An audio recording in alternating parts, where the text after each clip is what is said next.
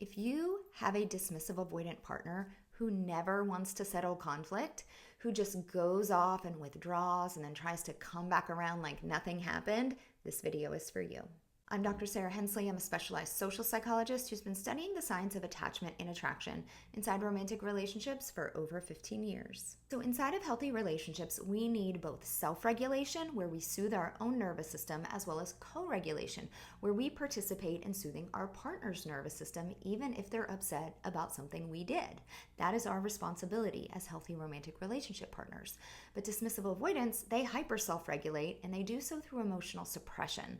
So they feel like everybody should just go and deal with their own feelings, and then, it'll all be fine. But really, inside of relationships, we should have moments of co-regulation where we definitely soothe our own nervous system, but we attempt to soothe our partners as well. And so if nobody is trying to help you soothe your nervous system, all that's left is you soothing your own nervous system. All that's left for you is your own self-regulation. And so what can happen inside of relationships with DAs is that you are giving and giving and giving, and they are taking and taking and taking and taking. And then when you have a need or complaint, they go, I don't want to deal with this right now, and they go away and nothing ever gets settled, and you feel abandoned, unseen, and unheard. And if you let this keep happening, you essentially become a doormat. There has to be a point in which you say, no, this isn't working for me anymore.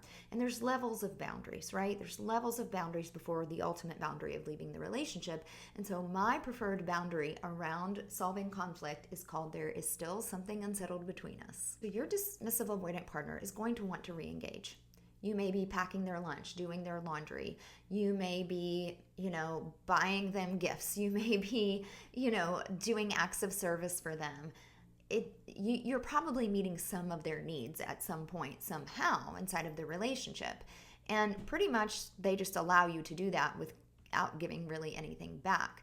So if you present your needs or a complaint and they brush you off, dismiss you, and go away, when they do want to re-engage, you need to say, hey, I just want to let you know there's this thing that's still unsettled between us. And until we can settle it in a healthy and respectful way by having an actual conversation about our feelings around this topic, I'm going to have to disengage from this relationship and focus on myself, because somebody has to soothe me. And if you can't participate in soothing me as well, I have to go off and soothe myself to make sure that I'm taken care of. And then you do. You don't give them the silent treatment. You can be very cordial.